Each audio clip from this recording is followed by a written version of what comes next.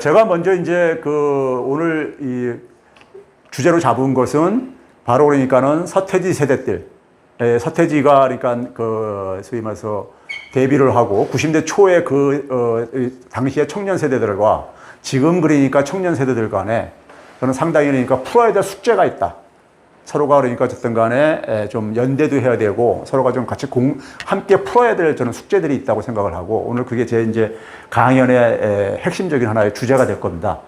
그래서 그걸 이제 하기 위해서는 먼저 지금 우리가 현재 살아가는 시대에 대한 좀 이제 우리가 좀 공감대를 좀 먼저 만들어야 되지 않겠는가 하는 것이고요.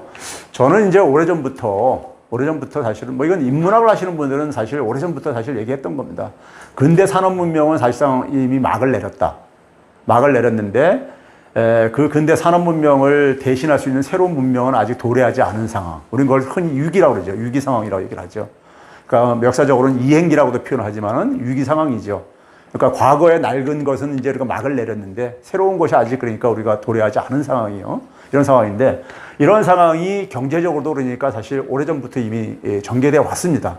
그런데 그걸 이제 우리는 외면을 하고 사실 살고 있는 것 뿐이고요. 그래서 지금 상황을 이해를 하려면은 근대 산업 문명이 지금 막을 내렸다는 것을 우리가 이해하지 않으면은 이 문제를 그러니까 풀어갈 수가 없다고 저는 보고 있습니다.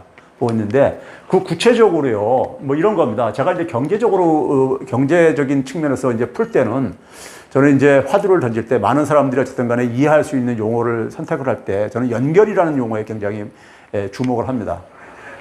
세상이 그러니까 우리가 과거 근대 산업문명은 분리와 구분 그리고 이제 배제를 시키는 이제 이러한 이제 그러니까 시대였었습니다. 시대였었고 그걸 이제 우리가 철학적으로 이제 표현하는 것이 소위 중심주의 세계관, 기계론적 세계관 이런 얘기를 하죠. 소위 쉽게 얘기하면 이런 거죠. 소위 말해서 중심국가들, 미국 같은 중심국가들은 자기들은 이제 중심국가이고 그리고 나머지 국가들은 주변국가라고 할 때 중심국가는 주변국가한테 영향은 미칠 수 있어도 자기들은 주변국가한테 절대 영향을 안 받는다. 그래야지만이 자신들의 독립적인 주권을 온전하게 행사할 수 있는 거니까요. 영향을 받는 한에 있어서는 독립적인 주권을 완벽하게 구현하기는 어렵습니다. 그러니까 자신은 그러니까 남한테 타자로부터 영향을 안 받는다는 것이 이제 근대 산업 문명의 우리가 핵심적인 하나의 저거죠. 그리고 개인주의 문화도 그런 거죠. 내가 이제 이번에 이제 우리가 코로나 방역에서 우리가 드러났지만은 서양 사회가 소위 그러니까 근대 산업 문명을 만든 그러니까 우리가 소위 전통적인 중심국가들, 서유럽에서는 우리가 영국, 프랑스, 스페인, 이탈리아 이런 나라들이 아주 그냥 속수무책으로 당한 이유가 저는 개인주의 문화의 실패로 보고 있습니다. 이게 문화의 실패이기 때문에 경제적으로 대참상이 나타난 거예요. 지금 문화의 실패랑 문화라는 것은 우리가 삶의 하나 양식이잖아요. 총체적인 양식이잖아요. 양식인데 이게 이제 그러니까 이 코로나라는 이 팬데믹이 개인주의 문화는 이걸 대응할 수 있는 하나의 문화가 되지 못한다는 얘기입니다. 그러니까 우리가 개인주의라는 것은 우리가 개인의 존엄을 최고의 가치로 여기는 거잖아요. 그럼 개인의 존엄을 최고의 가치로 우리가 확보하려면은 다른 사람이 추구하는 개인의 존엄이 나의 개인의 존엄에 영향을 미치지 않아야 되는 겁니다. 그게 전제가 돼야 되는 거예요. 그게 가능하다고 믿는 게 바로 중심주의 세계관이고 소위 말해서 기계론적 세계관이죠. 그래서 우리는 뭐냐면은 다른 사람의 어떤 하나의 선택이 나의 선택에 그러니까 전혀 영향을 안 미친다는 것을 전제로 그러니까 이게 만들어진 게 근대 산업문명입니다. 근대 산업문명이에요. 그런데 우리가 팬데믹이라는 것은 그거를 완전히 무력하게 만들었죠. 소위 말해서 코로나 바이러스 19의 어떤 특성이라는 것은 굉장히 빠른 전염성을 우리가 치사율은 그러니까 기존의 코로나 바이러스보다 약할지 모르더라도 굉장히 그러니까 우리가 전염성이 빠른 특성을 보였기 때문에 제가 그래서 음력설 지나고 나서 제가 방송에 나가서도 당시 1월 21일인가 그랬을 겁니다. 아마 제가 이제 그 음력설 연휴 끝나고 바로 방송에 나갔을 때도 제가 당시 추경편성을 그 당시 제일 처음으로 한국에서 꺼낸 사람이었었습니다. 그러니까 사회자가 벌써 지금 저기 1월 달인데 벌써 추경을 그래야 되냐 그러니까 이 코로나 특성상 상당히 이게 충격이 굉장히 클 거다. 제가 이제 그걸 전제로 이제 얘기를 했었어요. 당시에는 우리나라의 코로나 문제는 굉장히 심하지 않을 때였었습니다. 아직 그러니까 중국의 우한 저것도 아직 우리나라에 전파가 안 되기 전이었었어요. 전이었었어요. 근데 이제 그게 감염성이 굉장히 그러니까 빠르고 하여간 쉽다는 특성이 저는 가져올 하나의 끔찍한 이 결과를 왜 그러냐면요. 팬데믹 같은 경우가 우리가 이 경제적으로 충격이 큰 이유는 바로 이겁니다. 경제도 하나의 생태계예요. 지금 그냥 소비자라는 게 있고 유통업자가 있고 생산업자가 있고 이런 이들이 다 연결되어 있습니다. 연결되어 있는 생태에 소위 말해서 우리가 먹이사슬 체계처럼요. 연결되어 있습니다. 근데 이거 우리가 팬데믹이라는 것은 결국 뭡니까? 사람들의 활동을 위축시키는 거잖아요. 사람들의 활동을 위축된다는 얘기는 그 활동 속에는 경제활동도 포함되어 있는 거고요. 그러니까 소비자가 소비활동이 위축되어져요. 자연히 우리가 유통업자가 타격을 보죠. 유통업자가 타격을 보니까 자연히 물품을 공급하는 상품을 공급하는 기업도 타격 볼 수밖에 없는 것이고요. 그러니까 이거는 그러니까 뭐냐면 경제의 어떤 생태계 연결망을 완전히 끊어버린 겁니다. 그래서 우리가 미국인이 서유럽의 주요 국가들이 성장률이 그냥 마이너스 10% 안팎으로 이렇게 떨어지는 이유가 바로 거기에 있습니다. 이건 우리가 경제적인 요인에서 발생한 게 아니라 이게 그러니까 소위 보건적인 요인이지만은 문화적으로 그러니까 이게 그러니까 문화가 그러니까 여기에 대응을 할 수 없기 때문에 서구 문명은요. 개인주의 문화는 이걸 그러니까 대응하기 힘들기 때문에 그런 겁니다. 우리가 굉장히 좋은 경제적인 성과가 나온 이유는요, 뭐냐면요. 참 같이 마이너스 행진이지만은 좋은 성과라는 표현이 좀 어색하지만 하여간 나오는 이유가요. 우리는 어떻게 했습니까? 대외적인 개방을 가능한 유지를 취했죠. 초창기에 그러니까 우리가, 중국 봉쇄해라, 중국인들 봉쇄해라 이런 요구가 일부에서 나왔지만은 과학적 근거가 취약하다는 차원 속에서 어쨌든 간에 그걸, 배제를 시켰죠. 그러니까 대외적인 그러니까 연결망을 가능한 유지하려고 노력을 했던 거예요. 근데 선진국가들은 어떻게 했습니까? 다 봉쇄로 처음 대응을 했죠. 봉쇄하니까 자연히 국제적인 교류가 완전히 끊어지죠. 경제활동이 끊어질 수밖에 없고. 그게 소위 말해서 항공업계, 여행업계에 그냥 직격탄을 날린 거죠. 그렇죠? 그 다음에 뭐냐면, 그게 만약에 우리가 대외적인 연결망을 유지하려면요. 대외적인 개방을 유지하려면은 어떤 문제가 있습니까? 굉장히 큰 리스크가 있습니다. 해외에서 그러니까는 이 소위 말해서 감염병이 유입될 수 있으니까요. 그거를 그러니까 효과적으로 통제하는 걸 전제로 이 대외적인 개방성 유지는 사실 이 효과가 있는 겁니다. 그럼 대외적으로 그게 되려면 어떻게 되겠습니까?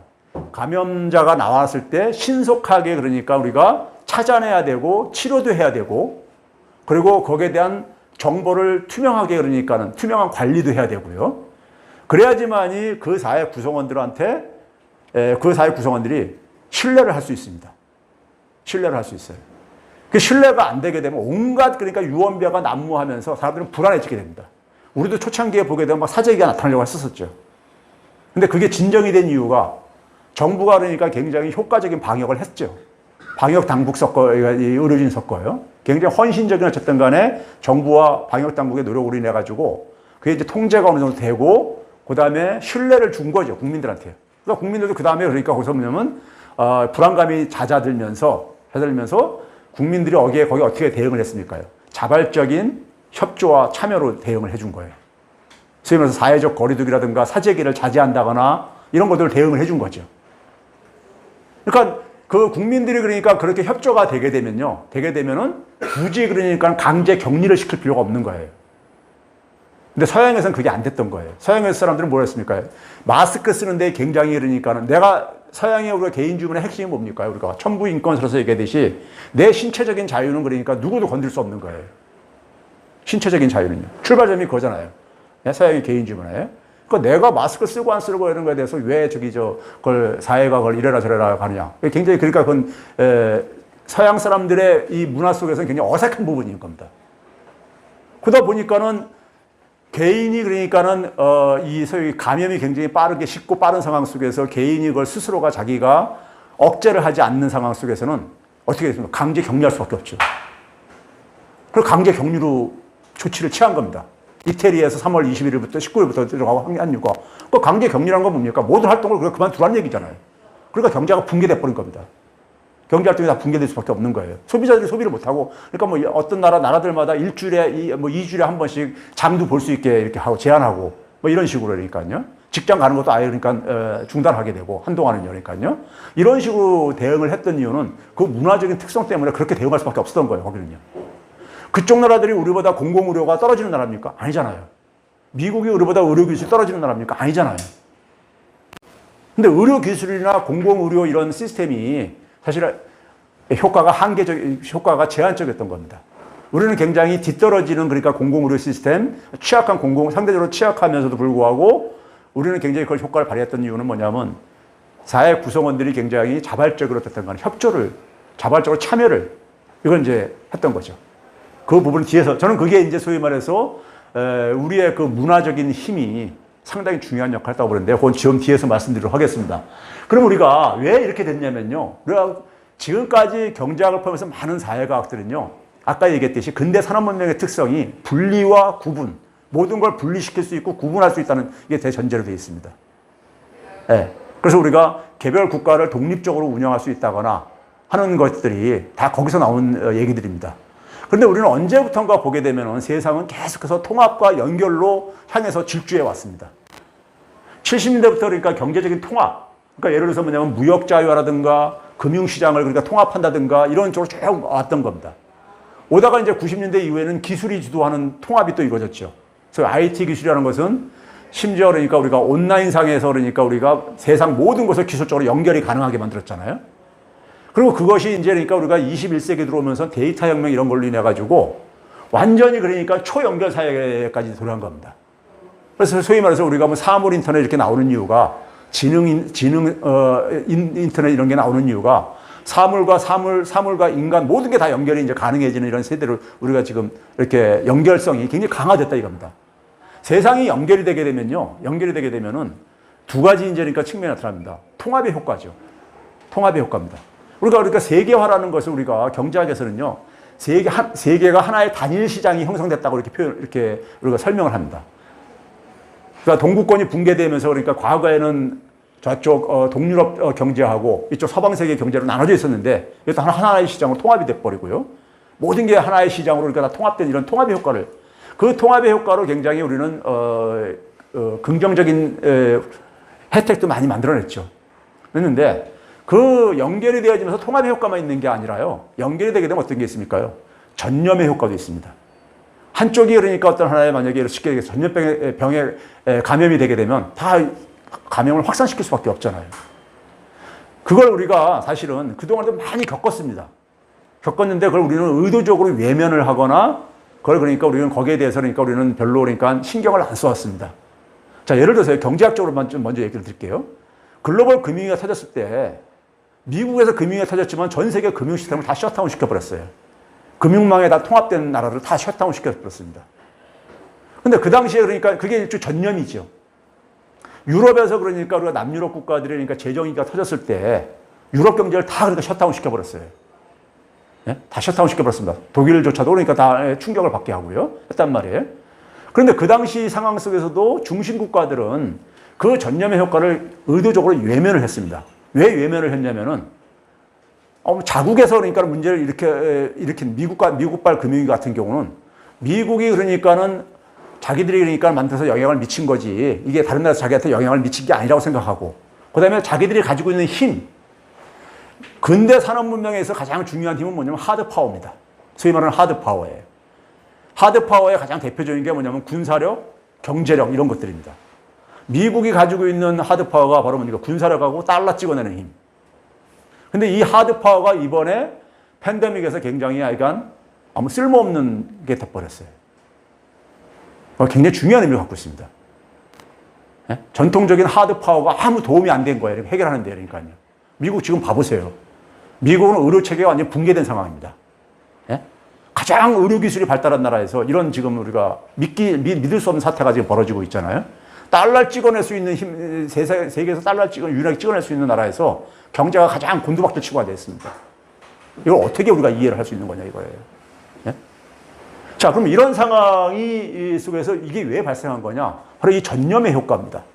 전념의 효과요. 전념의 효과인데 전념의 효과가 나타날 때 자기들은 금융위기 때까지는 자기들의 힘을 가지고 이걸 해결할 수 있다고 믿는 겁니다. 그러니까 금융위기 때는 그러니까 달러 찍어내가지고 양쪽 하나는 달러 찍어내가지고 그걸 어떻게 덮었잖아요. 그러니까 자기들이 믿었던 세계관이 여전히 작동할 수 있다고 생각했던 거예요.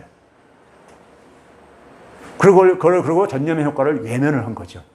외면했는데 이번에 된통 당한 겁니다. 이번에는 그러니까는 이런 전념의 효과가 나타났을 때 더 이상 그러니까는 이제는 그러니까 자기들만의 힘 가지고는 안 되고 사고 방식을 바꾸지 않으면 안 된다는 것을 이번에 이제 그러니까는 저는 교훈을 얻어야 되는데 그게 될지 안 될지 모르겠습니다.